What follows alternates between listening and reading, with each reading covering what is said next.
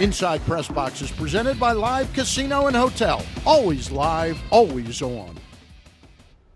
And welcome into Inside PressBox. Stan the Fan Charles, and as you can see, alongside me is my good friend and co-host for the next 2 weeks, Gabby Gauldet. Gabby, this lineup this week is loaded. It sure is, Stan. We have 3 compelling topics on tap. Here we go. The Orioles are not in good shape. PressBox O's beat writer Rich DeBroff offers his take on the club's mounting issues. And the new PressBox cover story is on the James Mosher Little League. Baseball historian Charlie Vassalaro, who wrote the piece, takes us inside the West Baltimore Gem. But first, powered by defense, toughness, and a grizzled senior class, Towson University men's lacrosse advanced to the NCAA semifinal for the first time since 2001. Our first guest is the program's leader. It's a pleasure to welcome in Towson's head men's lacrosse coach, Shawn Nadelen. And Shawn, thank you very much for coming in.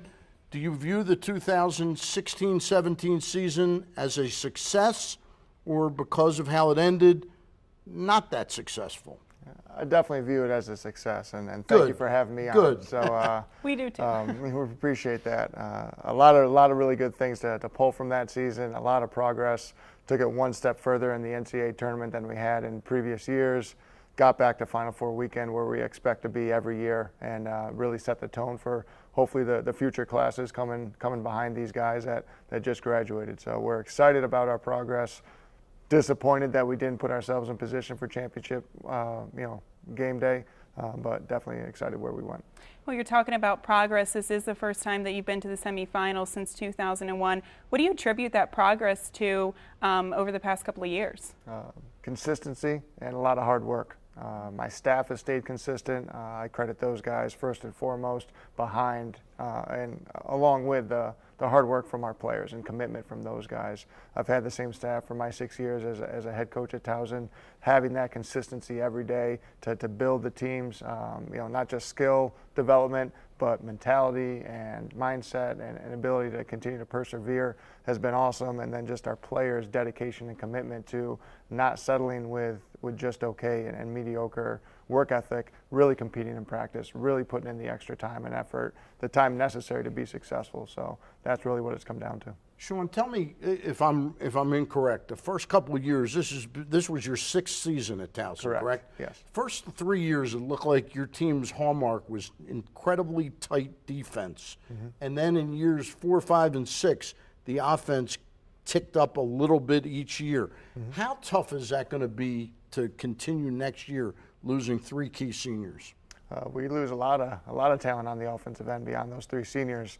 But again, it goes to the work that it needs to be done. And Coach Gallardi, our offensive coordinator, our associate head coach, does a great job working with those guys, making sure they know how to play the game of lacrosse.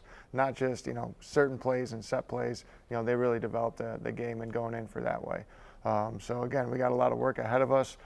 Defense continues to be a main focal point for us. We're going to continue to emphasize that, and we did a good job from last year, losing 4 starting defensemen and a goalie to coming back and being very strong there. Now take us back to the semifinals versus Ohio State in Foxborough. What was that experience like, and what was kind of the morale afterwards between you and the team? The experience was awesome. We were able to fly a private charter jet up that I think just had the Cleveland Cavaliers the night before. It was going down to pick up, I think, the Red Sox or the Yankees, one of those two, after it was done with us. A huge charter bus, all decorated with the championship logo, picking us up. So something our program hasn't experienced, in recent past. So that was exciting. But I was really impressed with our players. They didn't seem overwhelmed by the moment. They didn't seem like in La La Land and wide-eyed. We were there and focused, and obviously we had a strong showing in the first half. Let it slip away in the second half, which the locker room afterwards was somber, as you can imagine. Coach, you had a trip planned before the season started, I believe. Correct. And you left like 3 days or 2 days after the defeat to Ohio State. You guys went to Ireland for sort of an exhibition and sort of a culture, trade for your students and everything.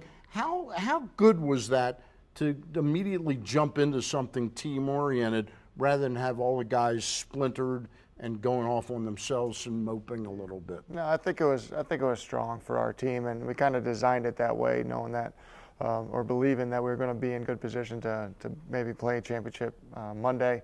And I was going to buy a ticket for the trophy to be with us on that flight. We were one game away from doing that.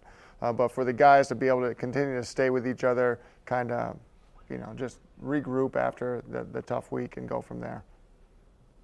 It seems like an incredible season for you, and it must be such an experience working with these college students and watching them develop throughout the couple of years that you're with them. What are your thoughts for next season, and what are you hoping to see in your team next season?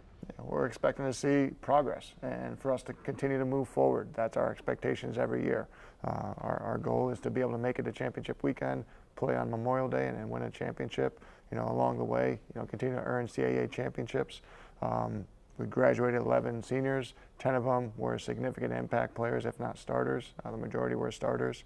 So we have a lot of experience that we're losing, but that just allows opportunity for these next guys, and they got to come in hungry, understanding the attitude and mentality that it takes to compete. Not just on game day, but in practice every day to get ourselves in position to be successful on game day. So we're looking forward to that challenge and being able to get maybe some newer blood in the mix to sculpt and to grow and to learn about and to find a little bit newer identity with Towson Lacrosse to move forward. All right. Continued success, Shawn. Thank you for coming in and spending some time with us. My pleasure. And introducing us to Megan. Yeah, yes, my pleasure. Thank you. Hey, after the break, the Orioles' flaws are front and center, but what's the fix? We'll discuss with PressBox O's beat writer Rich Dubroff right after this. Hero Appreciation Day is every Wednesday at Live Casino and Hotel. Live rewards members with a valid military, DoD police officer, or firefighter ID receive special offers. Visit MarylandLiveCasino.com for details at Arundel Mills. Must be 21. Please play responsibly. For help, call 1-800-GAMBLER. And a one-of-a-kind dad deserves a one-of-a-kind gift today. Father's Day at Oriole Park as the Birds battle the St. Louis Cardinals. All fans 15 and over will receive an Orioles grayscale cap. Plus, kids ages 4 to 14 run the bases. Presented by Wise Markets. For tickets, visit Orioles.com or call 888-848-BIRD.